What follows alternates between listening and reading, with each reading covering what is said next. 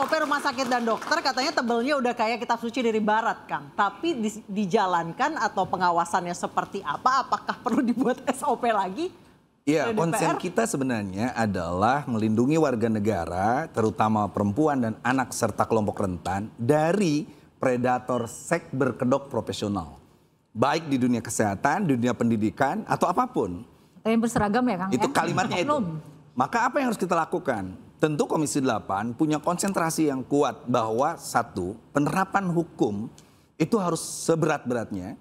Dan implementasi Undang-Undang TPKS nomor 12 2022 itu harus betul-betul. Karena kita kan ngomong, ada nggak undang-undangnya Nisma? Ada, tapi penerapannya kurang.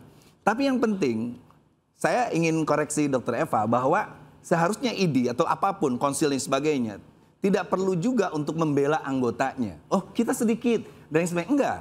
Ini soal profesionalitas bahwa pertama rekrutmen awal. Siapa yang mau jadi dokter itu adalah orang yang tahu etika kedokteran. Iya. Imam Syafi'i itu sampai mengatakan sebuah daerah itu hanya membutuhkan 2 orang supaya maju. Pertama intelektual yang mencerahkan. Yang kedua adalah dokter yang mengerti tentang kesehatan masyarakatnya.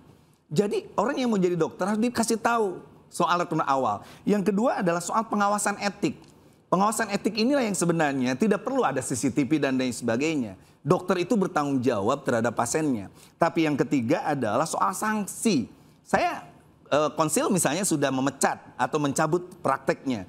Itu sesuatu yang harus tegas. Bagaimana seorang yang masuk fakultas kedokteran begitu mahal, dihormati, hancur hanya karena penyimpangan seksual yang ia lakukan. Dan itu harus menjadi pelajaran siapapun, termasuk kita harus mendorong penerapan maksimal undang-undang tindakan kekerasan seksual. Kita bersusah payah di Komisi 8 agar itu jadi undang-undang, tapi penerapannya enggak. Termasuk juga tidak boleh ada celah hukum apapun yang permisif terhadap orang yang melakukan kekerasan seperti itu. Kenapa? Satu dokter yang melakukan kekerasan seperti itu akan mencoreng seluruh nilai kemanusiaan dan etika kedokteran. Ada rencana manggil ID? Ya. Kita harus panggil ID. Karena ID bagaimanapun tetap menjadi semacam guidance bagi dokter-dokter untuk tetap satu padu bahwa profesi kedokteran bukan soal finansial, bukan hanya soal ketenaran, tetapi soal etika dan kemanusiaan. Ya, mungkin karena tadi saya disinggung sama Kang Maman ya. Jadi yang saya maksud di sini bukan karena jumlah kita sedikit terus kita bisa melakukan tindakan amoral. Bukan itu maksud saya pakai Pak Kang Maman. Maksud saya di sini kenapa bisa terjadi hal ini, orang-orang sakit ini bisa mempunyai kesempatan melakukan pelecehan terhadap pasien. Karena jumlah sedikit ini maksud saya bukan dokternya sedikit, tenaga medisnya. Andaikan ya, karena kalau misalnya mau tapi itu tidak jadi pembenaran, Dr. Eva. Bukan. Jadi yang saya katakan bahwa pengawasan itu harus dimulai dari perekrutan awal. Anda jadi dokter, Anda jadi perawat dan sebagainya. Ini loh tugas besar Anda. Yang kedua adalah bagaimana caranya mereka itu betul-betul profesional sehingga ada pengawasan etik. Berbeda loh. Seorang ini Mbak Linda misalnya konsen bagaimana ustadz atau kiai yang melakukan kekerasan itu, kita dorong bahwa tidak ada orang yang merasa suci boleh melakukan kekerasan atas nama senioritas, atas nama dia bos, pejabat dan sebagainya. Kekerasan itu harus dihentikan oleh siapapun kepada siapapun dan atas nama apapun. Betul Kang Maman. Jadi kami yang menjadi dokter itu pertama kita sumpah dulu kepada Allah. Kedua, kita ada pendidikan etik. Seorang dokter itu harus menjunjung etik, integritas dan profesional.